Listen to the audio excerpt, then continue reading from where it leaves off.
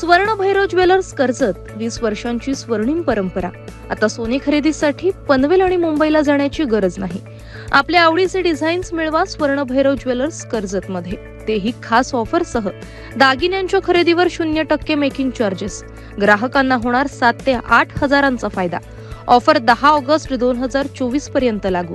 चला तर मग आजच भेट द्या स्वर्ण भैरव ज्वेलर्सला. पत्ता स्वर्ण भैरव ज्वेलर्स, महावीर पेठ, कर्जत रेल्वे स्थानकाजवळ, कर्जत, रायगड. नमस्कार, मी विकास मिरगणे. विकासनामा डिजिटल प्लॅटफॉर्ममध्ये आपलं सर्वांचं स्वागत आहे. ठाकरे गटामध्ये वादळ आलेले आहेत. वादळ सुदाम पवारांनी सुरुवात केली आणि पूर्ण त्या वादळामध्ये सध्या आरोप प्रत्यारोप सध्या सुरू झालेले आहेत. कर्जतच्या राजकारणामध्ये पार खालच्या पातळीपर्यंत टीका टिप्पणी सुरू झालेले आहेत.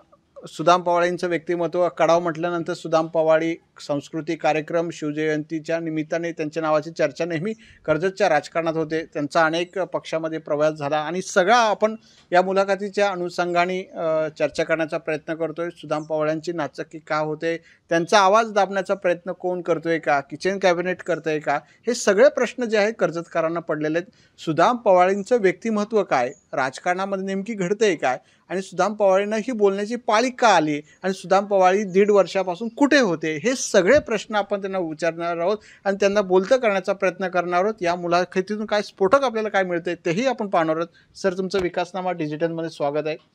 सुदाम पवारी आम्हाला शिवजयंतीच्या कार्यक्रमानिमित्ताने भेटायचे, बोलायचे, पण आता थेट सुदाम पवारी टेलिव्हिजन यावं लागले, मीडियाशी बोलायला लागले. इतकी मनामध्ये खदखद निर्माण झाली की तुम्ही थेट मीडियाशी बोलायला लागले. कधीच सुदाम पवारी मीडियाशी बोलत नव्हते. नाही, मला बोलायचं, मी काम करणारा माणूस, पण थेट आता मीडियाशी बोलायला लागला सुदाम पवारी. अनेक वेळेला आपल्याशी पण चर्चा झाली. आपण पण मला फोन केला होता 5-6 महिन्यापूर्वी की आम्हाला एक मुलाखत द्या आपली. पण माझी इच्छा नसते का बाबा असं काय बोलणं. मग त्याच्यातून काय होतं, वादविवाद निर्माण होतात आणि समोरचा माणूस खोटं बोलत जातो आणि ते आपल्याला सहन होत नाही आणि त्याच्यामुळं मग मनस्ताप पण होतो. म्हणून मी मागे तुम्हाला 5-6 महिन्यापूर्वी मला तुम्ही बरेच फोन केले. मी तुम्हाला सांगितलं मला काय मुलाखत वगैरे नाही द्यायची, परंतु ती वेळ आली अशी की ज्यावेळेस माझ्या गावामध्ये नितीन सावंतनी मला न विचारता मीटिंग वगैरे लावली आणि त्यामुळं मला नाईलाज तर जनतेपुढं यावं लागलं. परंतु काही लोकांना कुठंतरी मोठेपणा घ्यायचं म्हणून खोटं बोलत आहेत. आपले मुद्दे जे मी मांडलेत त्याच्यावरती बोलतच नाही, भलतेच मुद्दे पुढं आणतात. मी जे प्रश्न मांडलेत, मी जी चर्चा केली त्याच्यावरती चर्चा कोणच करत नाही. जे एक बाबू घराला पुढं केला आहे तो आपलं काय कारण नसतं. तुम्ही नितीन सावंतांवर आरोप करताना दिसून आले. मात्र नितीन सावंतांकडून आरोप नाही, बाबू घरांना प्रवक्ते नेमले का नितीन सावंतांनी, ते आता त्यांना माहिती. त्या प्रवक्ते नेमू दे किंवा अजून काय, पण समोरच्याने खरं तर बोललं पाहिजे. जेवढं मी बोललं त्याच्यातलं एकही प्रश्नाचं त्यांनी व्यवस्थित उत्तर दिलेलं नाही. नुसतं भरसडल्यासारखा आपलं बोलत असतो. कमीत कमी जे प्रश्न विचारले त्याच्यावरती व्यवस्थित उत्तर दिलं पाहिजे ना. मी अनेक प्रश्न विचारले. नितीन सावंतनी महेंद्र थोरेचं काम केलं आहे का, त्याच्यावरती गप्प बसलं आहे. मग नितीन सावंतच्या बाबतीत बोलायचं नाही. जेव्हा बोलायचं आहे ना तेव्हा सावंतनी कुणाचं काम केलं, लाडांचं केलं की महेंद्र थोरेंचं केलं, सांगून टाका. आता तुम्ही आता लाडाचंच काम केलं ना, मी ओपन बोललो ना, लाडाचंच काम केलं. आणि त्याचं नियोजन महेंद्र थोरेला कसं पाडायचं हे नियोजन माझ्या घरात त्यांनी काय केलं होतं मी आता नाही बोलणार. नितीन सावंतला बोलू दे तर खरं. पण नितीन सावंत बोलत नाहीयेत ना. हां, म्हणून बोलतो, त्याला बोलू दे तर खरं. माझ्या घरात मी प्रवक्ते बोलतात ना, बाबू घरे प्रवक्ते ठेवले जातात. त्याला काय, त्या लोक मला उलट बोलायला लागले, याच्या कुठे नादी लागला आहे, मला उलट लोक चुत्यात काढायला लागले. हे कुणाची बोलतो तू बोलू पण नको, बंद कर रे, मला बोलायला लागले. पण तो आता चुकीचं बोलतो म्हणून मला यावं लागतंय. पण मला आणि तुमची इच्छा होती बऱ्याच दिवसापासून, आज जवळ 7-8 महिन्यापासून मला एक बाईट द्यावं म्हणून मी देतोय. नाही तर माझी इच्छा संपलेली. आता त्याचं लाचचं त्याला मला उत्तर द्यायचं आहे आणि त्याची हिंमतीने त्याने खरं उत्तर द्यावं, खोटं नाही द्यावं. मी त्याला 2-3 प्रश्न केले. माझ्या ग्रामपंचायतचा सदस्य तू फोडाला होता का नव्हता, त्याचं उत्तर दे मला. ते बाजूलाच सारलं आहे. मग तू कट्टर शिवसैनिक तू खरं बोल ना, मी पण तुझ्या प्रश्नाची उत्तर देतो ना. मला तू 2 प्रश्न विचारलेत ते खरं आहेत का ना, मी सांगतो ना. गद्दार आहे की नाही याच्यावर होते. पण ज्यावेळेला पार्थ पवारांच्या निवडणूक त्यावेळेला अनेक शिवसैनिकांनी पार्थ पवारांकडून पैसे घेतले, तेही सांगून टाका. नाही, बऱ्याच जणांची लिस्ट आहे त्याची. यांना काही कळवलं ना, लाजच नाहीत. जरी यांची नावं सांगली ना तरी हे धुतल्यात आणल्यासारखं बोलणार. आम्ही असं नाही केलं तर मी लगेच सांगणार आम्ही केलं आहे. बाबूंनी मला एक प्रश्न विचारला ना, त्याचं उत्तर मी देतो ना, मी केलं का नाही केलं ते सांगतो. पार्थ पवारांनी किती पैसे घेतले, किती डील झाले देवाला माहिती. आता ते त्यांना बरेच जणांची लिस्ट होती आणि आता काही लोक जी पुढे येऊन बोलतात ना, बरेच आहेत अशी, त्यांची पण लिस्ट होती. पण आपल्या काय त्याचं जे कर्म सांगून टाका. आता मला मतलब नाही राहिला त्यांचं. मी एक सांगू का, मी या राजकारणालाच कंटाळलोय. पण का आम्हाला सुदाम पवारी आक्रमक आहे, चेहरा आहे, कडाव मध्ये मांडणार आहे, तुम्ही राजकारणात बाहेर का जाता, किचन कॅबिनेटला कंटाळून चाललंय? नाही, किचन कॅबिनेटमध्ये गेला म्हणजे राजकारणामध्ये आहे असं नाही. इथे राहून पण माझं मी अस्तित्व ठेवलेलं आहे, माझी मी जागृतता ठेवलेली आहे. मी जे काम करतो ते तिथे जाऊन करत नाही. यांना फक्त काही गोष्टी डावलाच्यात म्हणून ते चाललेलं आहे. पण मला आता त्या गोष्टी जसं भरत भगतांना बाहेर काढलं तसं सुदाम पवारांना आता त्यांनी बाहेर काढलं. आता मी मागे बोललेलो आहे त्या विषयावरती मला चर्चा करायची नाही.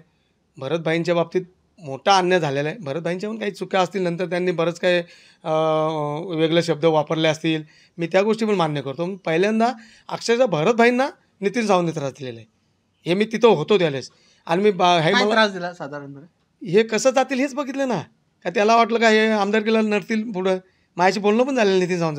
त्याने कबूल करावं नाही एकदा का सुदाम पवार खोटं बोलतोय. माझ्यासमोर झालेलं बोललं.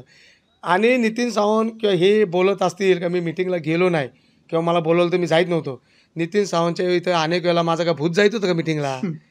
तुम्ही पण मला बघितलं असेल. पत्रकार जेव्हा अनेक बसत होते तेव्हा मला मी नितीन सावंतच्या ऑफिसला अनेक वेळेला मिटिंगला गेलेलो आहे. मग ते बद्दल फोन उचलत नाही, तो शिव्या देतात, ऑफिसची पोरं करतात, उत्तम कोळे मी फोन करत होते. एक गोष्ट मी मान्य करेल का यांच्या ऑफिसमधनं मला फोन आल्यानंतर मी त्या पोरांना नक्की बडबड केली. ती कशी केली, यांची मिटिंग 12 वाजता असली का मला 11 वाजता फोन यायचा. म्हणजे तुम्ही बैठकीला जाऊ नये ही राजकीय रणनीती आखली होती का? एक मिनिट. यांची मिटिंग 12 वाजता असली की मला 11 वाजता फोन यायचा, 10 वाजता यायचा यांच्या ऑफिसमधनं. यांची मिटिंग 5 वाजता असली की मला 3:30-4ला फोन यायचा. मग मी त्या मुलांना बोललो, बाबा तुम्ही मला असून का असा फोन करू नका. दुसऱ्या दिवशी मिटिंग असेल तर आदल्या दिवशी फोन करायचा असेल तर करा, नाही तर करू नका. तुमचा शेड्यूल बिझी आहे म्हणून तसं. एक मिनिट मी मान्य करतो ना. त्या मुलांना मी बडबड केली. अरे मी खरं बोलतो ना, तुम्ही खरं बोला. तुम्ही कधी खरं बोलणार. मी गॅरंटी सांगतो, मी त्या मुलांना बडबड केली. पण ती कशी केली, जर का मिटिंग 5ला असेल ना मला तुम्ही 3ला फोन कराल तर मला चालणार नाही. मिटिंग 12ला असेल आणि मला तुम्ही फोन कराल तर मला 11ला फोन कराल तर मला चालणार नाही. मला तुम्ही आदल्या दिवशी नक्की फोन करा. आणि मी जेव्हा सारांश घेतो, मला 12 वाजता मिटिंग असं समजलं तर मी आजूबाजूला विचारतो पहिलं, कारण तुम्हाला कधी समजलं. एवढं तर आम्हाला काल सांगितलं. म्हणजे हल्ले कोल्ह्यांना तुम्ही काल सांगताय आणि मला आदल्या दिवशी त्याच दिवशी मिटिंगचं सांगताय. उपस्थित राहू नये म्हणून ही चाल ढकल यांची सगळी. आणि यांनी बघितलं मी यांची एकही मिटिंग सोडत नव्हतो. यांनी बघितलं. अहो एवढं कशाला. मी एक आता हे ठोकतात, बाता मारतात. उत्तम शेट्टी सांगितलं, नितीनने सांगितलं, बाबूने सांगितलं, तरी फोन उचलत नाही, मिटिंगला येत नाही.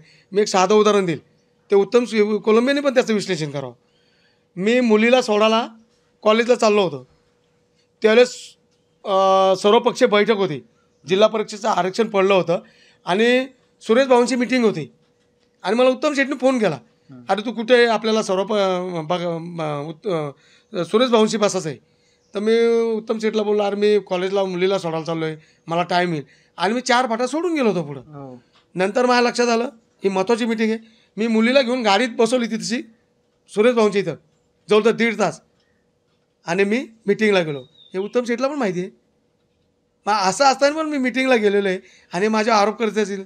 आता त्यांनी ठरलं आहे की सुदाम पवार कॅबिनेट नाही काढायचं. ते काय करतात ते एवढं मोठे नाहीत ते मला काढू शकत. पण माझी इच्छाच नाही त्यांच्या बाबतीत. तुम्ही पक्षामध्ये अनेक दिवस गायब होता, मग थेट आता उगवले. जेव्हा नितीन सावंत आमदार व्हायची स्थिती आली, मग इतके वर्ष तुम्ही का नाराज होते, मग आताच तुम्हाला वेळ का आली बघा. उगवलं म्हणणं हे चुकीचं आहे. मी नितीनला पण त्यावेळेस सांगितलं, नितीनची मिटिंग घेऊन सांगितलं की बाबा मागच्या बाईटमध्ये पण हे सांगितलं की बाबा तुम्ही तालुक्यात कुठे विचारलं नाही तरी पण चालेल, पण मला माझ्या ग्रामपंचायतीमध्ये विचारा. त्यावेळेस त्यांनी 1 वर्षाबरोबर माझ्या ग्रामपंचायतीमध्ये 4 निवडणुका केल्या. हे बसून न विचारता. हे विचारलं का नाही नितीनला, मी बसून विचारलं. मग याचं उत्तर नितीनने द्यावं ना, का मी विचारलं का नाही विचारलं. मग तिथून त्यांनी मला जसाचा बाजूला केला तर मी त्यांना स्पष्ट सांगितलं, मला विचारलं तर मी येईन, नाही तर तुम्ही बाजूला होते पण बॅनरवर तुमचा फोटो असायचा. ते कसं अटी माहिती आहे का, यांना बाकी शिवसैनिकांना दाखवायचं होतं आम्ही याला मान देतोय, आम्ही याला बोलवतोय, पण हा येत नाही. पण ॲक्च्युली वस्तुस्थिती अशी होती का हे कधी मला विचारतच नव्हतं. एक उदाहरण, अजून एक मोठं उदाहरण देईल. मागे पण सांगितलं मी, आदित्य साहेब माथेरानला येणार होते, सर्वीकडे बॅनर लागले होते. त्यावेळेस मी नितीनला फोन करून सांगितलं, अरे बोललो उद्या माथेरानला माझा आला आदित्य साहेब येणार आहेत, माझे बॅनर लागले तुम्ही मला सांगितलं नाही. त्यांनी उत्तम शेठचं नाव सांगितलं, उत्तम शेठला विचारलं तर बाबूचं नाव सांगितलं, बाबूने विचारलं तर तो याचं नाव सांगतोय. आणि हे का कबूल करत नाही का सुदाम पवारने आम्हाला त्यावेळेस फोन केला होता, मी कबूल केला ना. आता मुलांना मी बरोबर केली, पण ती कशी केली ते पण तुम्ही सांगा ना. मग एकच अँगल ते सांगतायत का याला बोलवलं तर येत नाही. आम्ही आता यांचं दूधनं पाणी करतो थोड्या दिवसात. माझ्याकडे काही रेकॉर्डिंग असतील यांना मी बडबड केलेली, मला सांगितलं नाही म्हणून असतील रेकॉर्डिंग. असलं तर मी देतो तुमच्या माध्यमातून, करतो प्रसारित. मला खोलवरती जायचं नव्हतं, पण हे नुसतं टिमकी वाजवायचं काम चाललंय. आम्ही असं आमचा नेता हे ते, तुझा नेता तू का मानतो आम्हाला समजतंय, पण मला आता ते बोलायचंच नाही. हे तालुक्याला माहिती झालं तू का नेता मानतोय ते, पण मला ते बोलायचंच नाही. मला बरेच लोकांनी विनंती केली, आता तू बोलूच नको, सगळ्यांना समजलंय काय चाललंय ते, सर्वांनी विनंती पण केली. उद्या नितीन सावंत आमदार झाले तर बाबू घरे अख्खा 7-12 विकून टाकेल, त्याचं काय? आता तो त्यांचा वैयक्तिक प्रश्न आहे, काय विकायचं ना काय नाही, तो त्यांचा वैयक्तिक प्रश्न आहे. राहिला विषय नितीन आमदार होईल का नाही होईल, हे भविष्य आहे, हे भविष्य आहे. आता वर्तमान काल काय माहिती का, पण त्यांना सहानुभूती आहे ठाकरे गटाचे, 100% 100% आहे. मग तुम्ही म्हणताय होऊ शकत नाही किंवा नाही एक सांगतो, 100% नितीन सावंत आमदार व्हा ही माझी पण इच्छा होती आणि त्याच्यासाठी मी प्रयत्न करत होतो. आणि मी भरतभाईंना पण विनंती केली होती आणि भरतभाईंनी पण कबूल केलं होतं की आपण तनमन धनाने काम करू. 100% त्या माणसावरती हे आरोप करत असतील, कारण या भाईंनी नंतर त्याला बडबड केली त्यावेळेस ते करत असतील, पण भाईंचा गेम करण्यासाठी नितीन सावंतनी पहिला प्रयत्न केला. त्यावेळेस मी तिथं रूममध्ये बसून ते ऐकलेलं सगळं. आता तो त्यांचा वैयक्तिक प्रश्न, त्यांनी काय करायचं काय नाही. पण आता आमदार होईल का नाही होईल हा वर्तमान म्हणून नक्की उद्धव साहेबांची सहानुभूती आहे, नक्की आहे. पण त्यावेळेस एकच नितीन सावंत नाव होतं, पण आता इच्छुक म्हणून भरपूर नाव आहेत. पण हा शाप आहे. ज्यावेळेला गेल्या वेळी महिने थोडे पुढे होते त्यावेळेस सगळे लोक आले, आता नितीन सावंत काम करतो, आता सगळे पुन्हा. पण त्यावेळेला असं का परिस्थिती आहे तुमच्या शिवसेनेत? काय असतं माहिती आहे का, त्यांनी सांगितलं मी काय ते बोलतात तृप्त, माझं तृप्त मन नाही, कुठंतरी मला कमी पडतंय. मी जर काही एवढा माताचा माणूस आहे की मला काहीच नको, मी आपला गप बसतोय. आणि मी तुमच्या माध्यमातून खरंच सांगतो, राजकारण एवढं घाण चाललंय का अक्षरशः मी कंटाळलोय, मला नकोय काय. पण तरी आरोप प्रत्यारोप सुरू आहेत ना, बाबू घरे विरुद्ध सुदाम पवार. मी ते ठरवलंय, मला जर का चॅलेंज केलं तर मी त्याला चॅलेंज करणारच, कारण मी शिवसैनिक म्हणून ज्याला मला आलेलो आहे. आणि बाळासाहेब साहेबांच्या शिवसेनेने उत्तर नाही दिलं तर विषय काय आहे. आरोप माणसाने खरे करावे, माझं हे म्हणणं आहे. खोटं कोणीही बोलतो, कायकांची परिस्थिती अशी असते, खोटं बोल, जोरात बोल, ठोकून बोल, पण खोटं बोल, जी काय उपमा एखाद्याला असते ती सवय, ती चाललंय. पुढचा सिनेमा कधी असेल बघू. आता काय आहे, मी तुमच्या मुलं, तुमची इच्छा होती 8 महिन्यापासून मला एक तरी बाईट द्या, एक तरी बाईट द्या. बाबू घराला हेच सांगायला, बाबा पत्रकार माझ्या मागं लागतात पण मी बाईट देत नाही. यांची इच्छा होती 8 महिन्यापासून, अनेक फोन केले पण मी कधी दिली नाही. आज योगायोगाने भेट झाली म्हणून देतोय. पण मला जास्त काय बोलायचं नाही, मला एवढंच बोलायचं आहे का पुढचं जे काय आहे ना ते मी अगदी नियोजन करून करणार आहे. आता सुनील पाटील पण इच्छुक आहे, तिकडे भाई शिंदे पण इच्छुक आहेत, अनेक चेहरे इच्छुक आहेत. बघतील कुणाला तिकीट भेटल्यानंतर, आणि त्यांचं कुणाचं काम करायचं नाही करायचं ते माझ्या इथली मंडळी ठरवतील. पण तुमच्यावर अन्याय झाला असं तुम्ही म्हणताय, मग तुम्ही मातोश्रीकडे जाणार का? जिल्हाध्यक्ष आहेत, संपर्क प्रमुख आहेत, काही इथेच दिसतंय कडावमध्ये बसून तुम्ही घोषणा करा. एक मी नक्की सांगू का, मातोश्रीवर जाण्याची इतकी ताकद मी पण ठेवलेली आहे. मातोश्रीवरती नक्की पोहोचेल. परंतु मी 1995 ते 92 पासून बघतोय, अंता काका असल्यापासून. अंता काकाच्या बाबतीत, अंता काका पण ज्यावेळेस 2000 सालाला अंता काका काम करत होते त्यावेळेस मी जवळला बघितलेलं आहे. पण अंता काकांना सुद्धा न्यायवरती मिळाला नाही. कारण कसं असतं शिवसेनेमध्ये, एक जी भली बनलेली असते ना ती वरच्या लेवलला लवकर तुटली जात नाही, कारण तिचं पहिलं ग्राह्य धरलं जातं. आणि माझी इच्छा पण नाही ना मला काय पाहिजे म्हणून, तर मला काहीतरी घ्यायचं आहे म्हणून मी वरती जाऊ, किंवा मला काय कुठेतरी डोकं द्यायचं आहे, मला काहीच नको आहे म्हणून मी ते काय दार ठोकावणारच नाही. मी फक्त एवढंच का माझी इच्छा होती का माझ्या ग्रामपंचायतीमध्ये मला तुम्ही विचारायला पाहतं, ते नितीनची इच्छा नाही. मला नितीनने न विचारता मिटिंग लावली, त्याच्यामुळं माझी रिॲक्शन झालेली. मग त्यांनी चूक केली, काही नाही चूक त्यांची मानत तर मी काय करणार त्याला. मी एवढंच सांगितलं का बा तुम्ही हे केलं चुकीचं नाही केलं, चुकीचं केलं, त्यांचं म्हणणं बरोबर आहे तर असू दे, बरोबर आहे, वेळ येईल तेव्हा त्याचं उत्तर देऊ. आता तुम्ही लाडांचा निधी वापरला असे बाबू गारे म्हणतायत, अंडीपिली काढायची अशी भाषा झाली. कर्जतच्या राजकारणात खालचा पातळीवर स्तर येऊ लागलाय का? असं आहे, बाबू घरेने माझ्या आता बाबू गारे म्हणतो मी आता चुलीपर्यंत जाणार. त्याचं मी उत्तर देतो ना व्यवस्थित. बाबू घरेने माझ्या बाबतीत, वास्तविक बाबू घरेचा याच्यामध्ये एंट्री घ्यायचा रोल पण नव्हता, पण कुणाला तरी कुठंतरी मोठ्यापणा असतो, कुठंतरी उजेडात यायचं असतं. आणि त्याला माहिती आहे सुदाम पवलेच्या विरोधात बोललो का आपण थोडंसं कुठंतरी येऊ. आता तो त्याचा वैयक्तिक प्रश्न आहे, पण त्याला मी अगदी सरळ सोप्या भाषेत उत्तरं देतो. त्याने भाऊंचा माझ्याकडे निधी आला त्याच्या बाबतीत चर्चा केली, त्याला एक माहिती करून देईल. 2008ला भाऊ आमदार होते आणि त्यावेळेस 2008ला ही अशोक बाबूरावकर ग्रामपंचायत होती आणि भाऊ या मतदारसंघाचे प्रतिनिधी असल्यामुळं ते काम सुचवतात आणि हे प्रतिनिधीचं काम जे असतं ते ग्रामपंचायतमध्ये टाकलं जातं आणि भाऊंची ग्रामपंचायत त्यावेळेस भोपतरावची असल्यामुळं भाऊ राष्ट्रवादीचे भोपतराव राष्ट्रवादीचे त्यावेळेस ते काम त्यांनी सुचवलं होतं. पण योगायोगाने 2010ला ग्रामपंचायत शिवसेनेची लागली म्हणजे माझी लागली आणि ते काम त्यावेळेस माझ्या हातात आलं. मी तुम्हाला हे पण माहिती देतो, त्यावेळेस 2010ला ते काम मंजूर झालं, ते काम ग्रामपंचायतवरती पडलं आणि भाऊंनी मला फोन केला का बाबा ते काम तुझ्या ग्रामपंचायतमध्ये पडलं आहे, पण तिथं आता तुझी ग्रामपंचायत आहे, तू ते उद्घाटनाला मला बोलव. मी भाऊंना असं 4 वेळा टाळलं पण त्यांना बोलवलं नाही. ते काम मी केलं, माझ्या हातीचे मी नारळ वाढवला. भाऊंचं काम असून पण मी त्यांना तिथं बोलवलं नाही. भाऊंना वाटलं तर विचार, तुझं चांगलं माझ्यापेक्षा त्यांचे संबंध जास्त आहेत, कारण तुझी ग्रामपंचायत आली का साठे लोक तुझे जास्त असतात त्यांच्याकडे. भाऊ तुम्ही इकडे येऊ नका, आमदारकीला मी तुम्हाला मदत करेल. अरे तू खोटं बोलतोस ना. शिवसैनिक असले भाऊंना मदत करणार 100. हा माणूस खरं एक निष्ठाही तुम्हाला शिकवतात. हा माणूस खरं कधीच बोलणार नाही. हा माणूस खोटं बोलणार 1 नंबर. इथे एक बोलत तिकडे एक जाऊन बोलत, म्हणून मला त्याला उत्तर द्यायचं होतं. मी आज लाच चालवलं आहे. मला अनेक लोकांनी सांगितलं त्याच्या काय नादी लागलाय तू कुठं त्याला उत्तर देत बसतो. म्हणून त्यांनी जे केलं, जे मांडलेत ना प्रश्न, त्याचे मला त्याला उत्तर द्यायसाठी आलेलं आहे. आता मी काय त्याला उत्तर देणार नाही, पण खरं देतो. त्याने अंडी पिल्ली तुमची काढताय म्हणताय, काढू दे ना, मी त्याला ते पण लास्टला चान्स देणार आहे. त्याने ग्रामपंचायतचं एक उदाहरण दिलं का मी हा विकास केला, तो विकास केला. बाबू 1 दिवसाचा मुख्यमंत्री कधी झाला हे मला माहितीच नाही. मला माहिती असतं मी त्याच्याकडनं 2-3 कामं घेतली असती, कारण तो सांगतोय मी हॉस्पिटल, मी कॉलेज आणले, मी कारखाने आणले, हे आणले. मग हे कामं कोण करतो? एखादा मंत्री असेल किंवा एखादा मुख्यमंत्री असेल, पंतप्रधान असतील, ते टाकतील ना.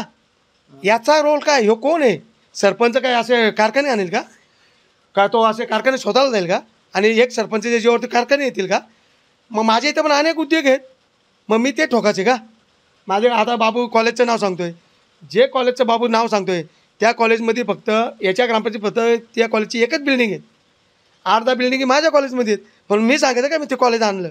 असं नाही. ग्रामपंचायतमध्ये एखादा माणूस काम जागा घेतो, तो नंतर ठरवतो तिथं काय करायचं काय नाही. ते आपलं काम काय आहे? एनओसी द्यायचं. अरे त्या कॉलेजचं तू नाव सांगते, त्याच्या एनओच्या माझ्या हातातून गेल्या सगळ्या, तुझा काय संबंध आहे त्या कॉलेजची? म्हणून खोटं बोलू नये. यांची कशी पद्धत आहे? खोटं बोल पण रेटून बोल. मी ते काम नाही करणार. आणि मी याला माझ्यावरती यांनी आरोप केला आहे शून्य काम आहे, म्हणून मी त्याला ते उत्तर दिलं होतं. ह्या नुसतं दिशाभूल करायचं काम करतोय. खरं बोलू दे ना. खरं बोलल्याच्यानंतर मी गप्प असेल, मी नक्की सांगाल. पण ते अंडी पिल्ली काढतात बोलते आता तुमची. आता त्याने मी त्याला मुभा देतो, मी तुझ्यावरती काहीच बोलणार नाही. तुझ्या हिंमत आहे ना, माझी काही अंडी पिल्ली काढ, मला तरी बघू दे. मला काय मी काय केलं ते मला तरी बघू दे ना, करू दे ना बिंदास. आता चुलीपर्यंत चालली. आता ते बघा, त्याने उल्लेख केला का मी वाडीपासून बौद्ध वाड्यापासून पवली आली, परत मी चुलीवरती परत जाईल. मला एक सांगा, राजकीय माणसाला कोण अडू शकतो का? आज मी कुठे फिरू शकतो? त्याचा संबंध चुलीपर्यंत आहे, चांगली गोष्ट आहे. माझा संबंध नाही. नेमकी चुली कुठली आहे? माझा संबंध कुठल्या चुलीपर्यंत नाहीत, माझे संबंध मतदारांपर्यंत आहेत. त्यांनी कबूल केलेत बिंदास. आणि 2015ला त्यांनी केलं ते, रात्रंदिवस येऊन चुलीपर्यंत फिरला लोकांच्या. त्याला काय भेटलं, त्याच्या पत्रात काय पडलं, त्याला तेवढं तर समजायला पाहिजे. आणि माणसाने कबूल केलं पाहिजे. कबूल केलं ना तर बरं असतं. मी एक कबूल केली ना माझी चुकी. मी बोललो त्या मुलांना, हीच आक्रमकता सुदाम पवाळीला अनेकदा कठीण ठरताना दिसून येते. तुमचं बाबू घारेशी पडत नाही, उत्तम शेळशी पडत नाही, तुम्ही मनसे सोडला. मग याचं आत्मपरीक्षण कधी करणार आहात की नाही? की माझं मी बाबू घराच्या ग्रामपंचायतमध्ये आजपर्यंत तरुणशी पडलं नाही मी पहिला बाबू घराचा विषय देतो. बाबू घराच्या ग्रामपंचायतमध्ये त्याला 2009ला त्याला प्रामाणिकपणे मदत केली. त्याने मी ते उल्लेख केल्यानंतर त्या प्रश्न त्यांनी उत्तर द्यायला पाहतं, मी त्याला मदत केली का नाही केली. त्याचे सदस्य न्यायला माझी गाडी होती का नाही होती, त्यांनी उल्लेख करायला पाहता ना. त्याचा फॉर्म भरायला मी होतो का नाही होतो, त्याची काउंटिंग करायला मी होतो का नाही होतो, त्याने उल्लेख करायला पाहता ना. मग तेच बाजूला सोडतोय, भलतंच करीत बसलाय. पण त्याच्या दुसरीकडे एक मी सांगेल, माझं त्याचा पटत नव्हतं. 2019ला त्याच्या ग्रामपंचायतमध्ये इलेक्शन लागल्याच्या नंतर त्याच्या इथं माझे संबंध असलेले 3 उमेदवार उभे राहिले. मी त्या उमेदवारांना हात जोडून सांगितलं, बाबा रे, तुमची ग्रामपंचायत होईस्तोवर माझ्याशी तुम्ही महिनाभर संपर्क करायचा नाही. ह्या मताचा सुदाम पवली. पण त्याच्या उलट त्यांनी माझ्या ग्रामपंचायतीमध्ये केले का नाही, त्यांनी कबूल करावं ना. अख्ख्या एरियाला माहिती आहे. मग ते बाजूला ठेवतोय आणि मग तर मी शिवसैनिक अख्या जेव्हा सगळ्यांना माहिती तू काय शिवसैनिक आहे. आता मला त्या विषयावरती बोलायचंच नाही. राहिलं माझी अंडी पिली बिंदास काढ. मी तर म्हणतो बाबू मी काहीच बोलणार ना, काढ बिंदास. मला तर दिसू दे मी काय काय पाप केलं ते, मला तर दिसू दे ना. म्हणजे दोघांचं ऑडिट होते कर्जतकरांना. मला करायचंच नाही आता. माझ्याकडे रास काय हे बोलणार का, मला करायचंच नाही. त्याला करू दे. मग हे जे रास आहे ते विधानसभेला काढणार काय? नाही त्याचं नाही, तो कोण मोठा पडला एवढा काढणार. पण तो निस्ता बघा तो मोठ्यापणा करायला पुढे येतोय. अरे ज्याचा आरोप चालला त्याला बोलू दे ना एकदा तरी, हिंमत येते माझ्या पुढे बोलू दे ना. मग माझ्याकडे चुकी जर का असेल, नितीनने सांगितलं का सुदाम पावले तू इथं चुकलाय, नितीनला सांगेल इथं येऊन इथं बोलेल का तिथं जाईल ना, सांगेल नितीन माझी चुकी झाली, नक्की सांगेल. अरे आम्ही तेवढं ठेवलं आहे, पण तुमच्यात तेवढी पण नाही हिंमत. आम्ही आरोप करतो त्याच्यावर सरळ सरळ उत्तर द्यायची, चुकीची दिशा बोल चालले फक्त. आता हा काय म्हणतो मी एवढं वर्ष ग्रामपंचायत राखली, स्वबळावर राखली. मी छाती ठेवून याची अजून पण स्वबळावर ग्रामपंचायत नाही. त्यांनी दाखवा कुठलं त्याच्याकडे स्वबळावर पद आहे. एक वेळेला ज्यावेळेस संतोष बोरचे सीट भेटले म्हणून स्वबळावर झाली. आता पण स्वबळावरती नाही, पण सरपंच थेटचं त्याचा आहे त्यामुळं आहे. बॉडी कुठं पूर्ण आहे याच्याकडे. पण मला आता त्या गोष्टीचा कंटाळा आला आहे. समोरचा माणूस ॲक्सेप्ट करत नाही ना, त्यामुळे जास्त चिड येते आणि बोलायचं नाही. हा बोलतो मी एवढं ग्रामपंचायतमध्ये घरपट्ट्या लावल्या तेवढ्या लावल्या, मी अजून परत भूखंड लाटला नाही, हे नाही. माझ्या ग्रामपंचायतमध्ये आहे, माझ्या नावावरती कुठली घरपट्टी दाखव ग्रामपंचायतीची. माझ्याकडं रास सातबारा पडला आहे. आणि राहिला बाबू ज्या ग्रामपंचायतमध्ये कुणाच्या नावावर काय असेल ना, त्यावेळेस फक्त माणिक शेठ सरपंच असताना त्या माणसाने गावातल्या गरजू लोकांना म्हणजे वाढीव लोकांना पाहिजे तेव्हा प्लॉटं दिलेली आहेत. त्या लोकांनी घेतलेली प्लॉट आहेत ती. आणि त्यानंतर सुदाम पावले जिथून बसलाय ना, एक फूट पण कोणाला घेऊन नाही दिली. तू काय सांगतो माझ्या नावाचं आमच्या नावाचं. म्हणून आरोप करताना पहिले शहानिशा कर आणि ज्यांच्या करतात त्यांना पण पुढं घे ना. मी एकटा सर्वांना पुरावा पाडायला बसलो आहे रे, माझ्याकडे आहेत पुरावा सगळे. पण तुम्ही आत्मपरीक्षण करणार आहे काय? सतत सगळ्यांशी मतभेद, मनसे असेल, शिवसेना, परत सगळा प्रवास, मग याला कारणीभूत काय माहिती आहे का? गट. मी यांच्या गटाचा नाही, मी हे शिवसेनेचा. यांचं काय म्हणणं आमच्या गटात राहायला पाहिजे, आमच्या ताटाखाली राहायला पाहिजे. माझं कामच नाही ना ते, कारण मला लाभ लोभ काहीच नाही ना. आता पण मी लात मारून मोकळा झालेलो आहे स्पष्ट. आता हा म्हणतो मी भूषण बडेकरला बोललो, याला बोललो, तो सिनियर आहे त्याने घेतली तरी चालेल. हा त्यांच्याकडे इकडे वेगळा बोलेल पण दुसरीकडे प्रचार वेगळा करेल. याचा अनुभव थोडासा सांगेल मी. कुठल्या गावात ते नाही सांगणार कारण तो वादविवाद लागेल. हा गणपतीच्या पाया पडतो प्रत्येक ठिकाणी. असाच एक ठिकाणी पाया पडत होता आणि तिथं चर्चा आहे. हा छातीकडे सांगतो आपली तयारी झाली, आरक्षण पडलं होतं, आपली तयारी झाली. तर ती लोक त्याला उत्तर दिलं त्या लोकांनी, अरे तुझी तयारी आरक्षण जनरल आहे, तिकडं सुदाम पावली पण तयार आहे. हा त्या लोकांना बोलतो सुदाम पावलीचा काय संबंध आहे, हा असा माणूस आहे, इकडे का असं बोलल ना तिकडे का असं बोलल. म्हणून भाऊंची काय संबंध याचे. ज्यावेळेस उत्तम कोलंबियाला 22ला तिकीट भेटते किंवा मला भेटते म्हणून यांनी कशी फिल्डिंग लावली ती याला सगळं माहिती आहे. पण हा खोटं बोलल. ही जर का मी लावली असे ना ओपन सांगाल मी लावली, नाही तर याला 2 महिने काय फिल्डिंग लावली लाडाची? याची तिकडे तिकीट लावण्याची तयारी झाली राष्ट्रवादीतून. पण आज मी सांगाल ना, यांनी सांगा माझ्या 2 महिन्यातून मी काय काय केलं, बरंच केलं. ते राष्ट्रवादी तयारी झाली होती त्यावेळेस 2022ला. पण योगायोगाने याचं स्वप्न भंगलं, इथे इलेक्शन पुढं गेलं, याचं काय करता नाही आलं. महेंद्र शेटने हे केलं त्याच्यामुळं हा परत इकडं आला. आता मी एक परत सांगतो, यांनी मी 2 महिन्यात बरंच का मी पण केलं आहे. मी विरोधात काम केलं आहे आज सांगतो डायरेक्ट. आत्ता या 2 महिन्यात बोललो असेल कुठं पण यांनी माझं ते काढवा मी सांगा डायरेक्ट बोललो आहे. मी घाबरून नाही, जे बोललो ते बोललो. पण यांनी पण सांगा ना मी केली होती त्यावेळेस रचना, का सांगत नाही. कारण माझ्या गाडीत बसून हा सांगतो मी पक्ष बदलणार. मी काय दारू पिऊन असतो का? टाटा रोडला माझ्या गाडीत बसून सांगतो पक्ष बदल. हां झडपीसाठी त्यावेळेस याला बोललो बाबू उत्तम शेठला तिकीट नाही भेटणार, आपण जे आरक्षण पडलं तर बसून करू काहीतरी. पण तुमचं उत्तम शेठ सुदाम यांचं बाबू गारे तिघांचं भांडणामुळे आज कसं आहे, मला उत्तर दिल्याच्या नंतर मी गप्प असणार माणूस नाही. 2014 सगळे झडपीवरून तुमची भांडणं नाही झेडपी करू दे त्यांना, मला काय करायचं ते मी करणारच आहे. मी इलेक्शन लढणार ना असं नाही बोलत, मी इलेक्शन लढणार कुठलंही.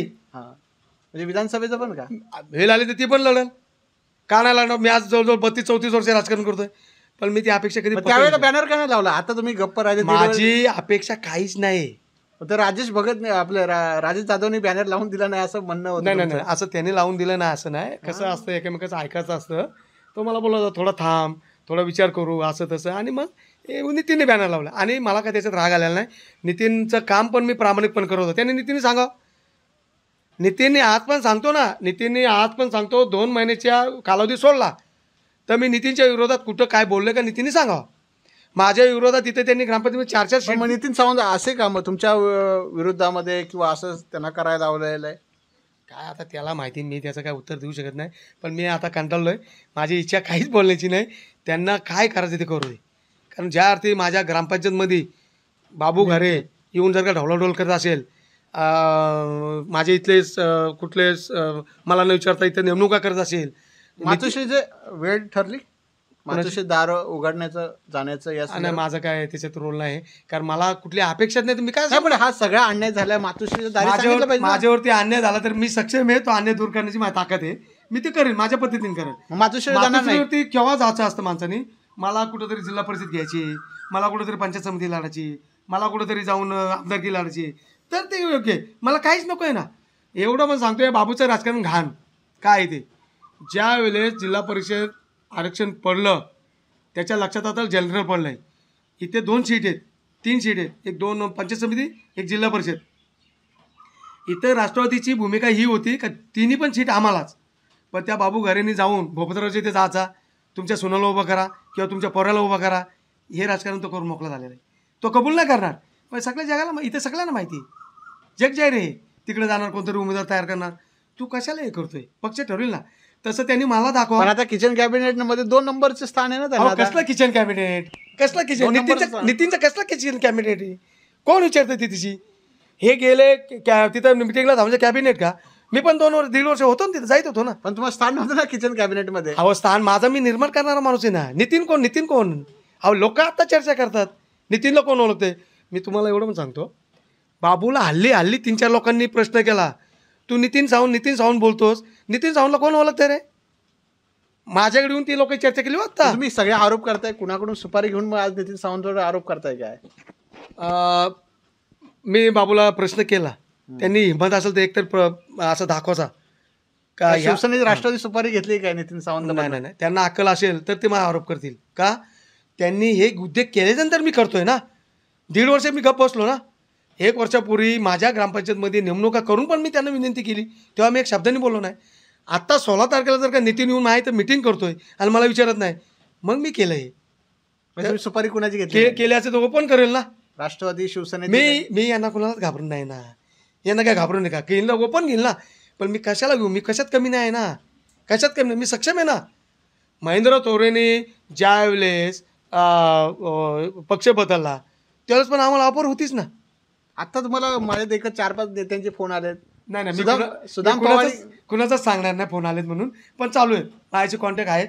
पण सर्वांना माहिती आहे सुदाम पवारचा निर्णय वेगळा आहे, त्यामुळं ते काय त्याला मी महत्त्व देत नाही कुणालाच. कुठे जायचा निर्णय अजून तरी? मी ठरवेल काय ते. दिवाळीत फटाके फोडायचे? मी नाही, फटाके फोडण्यापेक्षा मला जर का एवढा त्रास करत असेल तर मी पण त्रासात आणल्याशिवाय राहणार नाही. पण सुदाम पवार नेहमी त्रास होतोच कसा काय एवढा? मी गट पालत नाही ना, मी यांच्या म्हणण्याने चालत नाही. गटाचा कॅबिनेट जात नाही. नाही काय संबंधच नाही. महेंद्र तोरेची तर नाही गेलो कधी तर मिटिंगला. महेंद्र तोरेची पण इच्छा अशीच होती, महेंद्र शेठची पण, का बाबा यांनी यावं. मला बोललं ना तुम्ही यायला पाहिजे, इतर नका लोक येतात. मी तेव्हा पण महेंद्र शेठला सांगितलं, महेंद्र शेठ तुम्ही आम्हाला मिटिंगला बोलवा. त्यावेळेस ना आलो तर आम्ही बाणगुले आहेत, आम्ही शिवसैनिक नाही, पण तुम्ही या बसा आणि मी इथं ते नाही आम्हाला जमणार बोललो. त्यावेळेस पण सांगितलं होतं. पण राजकारणात पाया पडावं लागतं, नमस्कार करावा लागतो, ही पॉलिसी अजून तुम्ही ऍक्सेप्ट का करत नाही? आम्हाला काही कॅबिनेट पर्यंत जायचं असतं. पत्रकार साहेब ते कुणाला माहितीये का, कुणाला काहीतरी घ्यायचं असतं, काहीतरी हासिल करायचं असतं. तो ज्यांच्याकडे मतधिक्यच नाही अशा लोकांना, ज्यांच्याकडे काहीच नाही, पाठबळच नाही, ते पडतील ना पाया. आम्हाला काय अपेक्षा? तुम्ही गेले असते किचन कॅबिनेट मध्ये, कुणाच्या घाऱ्यांचे, आपल्या यांच्या थोरव्यांचे असतील, आता नितीन सावंत, आज सुदाम पवार आम्हाला झेडपी मध्ये दिसले असते. नितीन झेडपी तर मी लढल, कुठला लढल ते वेळ आलो सांगालच हो, मी वेळ आलो सांगालच नाही. वाद होतो ना सगळ्या. ज्याची इच्छा त्याला लढू दे ना. आता मी स्पष्ट केलं ना, त्याचीच केलं.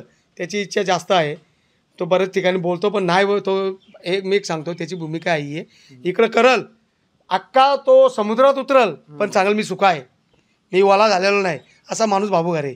त्यामुळे माझी इच्छा काही राहिलेली नाही. त्यांनी जनतेने त्याला ओळखून मोकळे झालेले आहेत. राहिला तो बोलतो नितीन सावंतवरती बोलल्यानंतर मी बोलवलंच.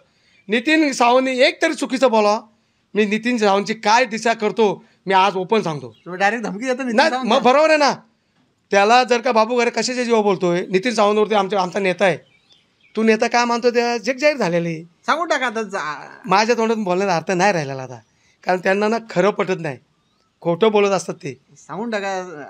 जग जाहीर आहे, ठरव. फक्त बाबूला मी विनंती एवढीच करतोय, माझ्या काय असतील ना चुका बिंदास लोकांपर्यंत मान. जर का माझी चुकी असेल तर तू या समोर सांगाल, येऊन तुमच्या पत्रकार समोर सांगाल, मी याची माफी मागतो, माझी चुकी झालेली, नक्कीच बिंदास मान. पण तुझ्या विरोधात माझी बोलायची इच्छा राहिलेली ना आता, कारण तू खोटंच सगळं बोलतोय. म्हणजे हा वाद पडदा टाकायचा विचार तुमचा झाला दिसतो. नाही, माझा पडदा कधीच पडणार नाही. माझ्या विरोधात बोलला तर मी बोलणारच, पण मी त्याला तो बोलतो ना हातभर काढील, बिंदास काढू, त्याच्यावरती नाही मी बोलणार, त्या विषयावरती मी बोलणार. त्यांचा सातबारा काढणार सगळा, काय करायचं मला, त्याचा वैयक्तिक प्रश्न आहे. तो माझ्या बरोबर बापाची प्रॉपर्टी विकली का, त्याचा वैयक्तिक प्रश्न आहे. त्याने कुठं काय चुका केलं ते त्याला कर्म जाणव. मी आज काय कर्म चुकीचं केलं तर मला भोगायला येणारच आहेत ना. मला काय करायचं, तो माझ्यावरती बोलला तेव्हा मी बोललोय. आज माझ्या विरोधात एवढ्या वर्ष तो काम करतो, मी एक शब्द तुम्ही डायरेक्ट बोले, अख्खा बॉम्बच काढला, अख्खे घायल झालं. मी एक सांगतो, मी एवढंच सांगतो, उत्तम शेटला वाटलं तर विचारा पर्सनली. ज्यावेळेस 2020ची ग्रामपंचायत माझी गेली त्यावेळेस मी उत्तम शेटलाच फक्त सांगितलं का हो विरोधात काम करतोय उत्तम शेट बघा. आज उत्तम शेट आणि बाबू घरे हातात हात मिळून काम करतात. कसं आहे हे राजकारण. उद्या आज मी बाबू माझ्या विरोधात भांडतोय, मी त्याची जागा नाही विकली का, त्यांनी माझी विकली नाही. राजकारणात या गोष्टी चालतात, दोघं एकत्र येऊ शकतात. भरोसा नाही काय राजकारण आहे, पण शक्यता कमी आहे. भरोसा नाही पण शक्यता कमी, कारण सुदाम पावली त्याच्यात नाही मोडत.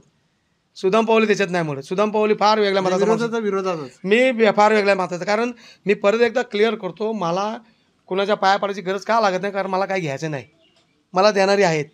आता बऱ्याच ठिकाणी अनेक नेते नाराज आहेत कर्जाच्या राजकारणामध्ये. कुणाला आमदार करायचं आणि कोण चेहरा तुम्हाला अपेक्षित आहे, कारण सगळेच सारखे असे लोकांची प्रतिक्रिया येते. तर कुणाला आमदार करायचं, कर्जतचं जे भविष्य कुणाच्या हाती द्यायची इच्छा झाली? एक सांगू का, राजकारणात एकतर दिल्लीपासून गल्ली परत खिचडी झालेली आहे, आणि मानसिकता आमची तर काहीच राहिलेली नाही. फक्त उद्धव साहेबांमुळं आणि बालासाहेबांमुळं काही गोष्टी आठवल्याच्या नंतर विचार केला होता का आपण पण निस्वार्थीपणे काम केलं पाहिजे. परंतु पाय वाढण्याचं काम चालू झाल्यानंतर आणि मी कोणतरी आहे दाखवण्याचं काम करायला झाल्याच्या नंतर मग माणसाला चीड येते. आता बाबू घरे जर का बोलतोय मी तुझ्या प्रत्येक चुली परत पोचतोय, मग त्याचं दाखवायचं असं काम आहे का तू नसला तरी मी इथं लीड घेईन, मग मला तिथं काहीतरी विचार करावा लागणार ना, असंच आहे ना त्याचा अर्थ.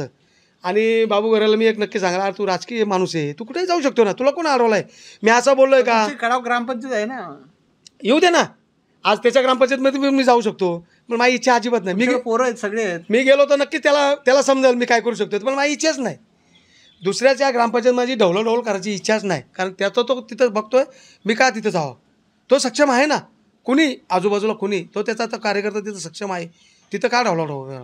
त्यांनी एक मुद्दा दुसरा एक मांडला का मी पोलीस स्टेशन असेल, तहसीलदार असेल, अमुक काही ठिकाणी लोकांची कामं करतो. जेव्हा राजकारणामध्ये आला त्याच्या वाटेल ते आहेच ना, तूच काय 34-35 वर्षापासून आम्ही तेच करतोय.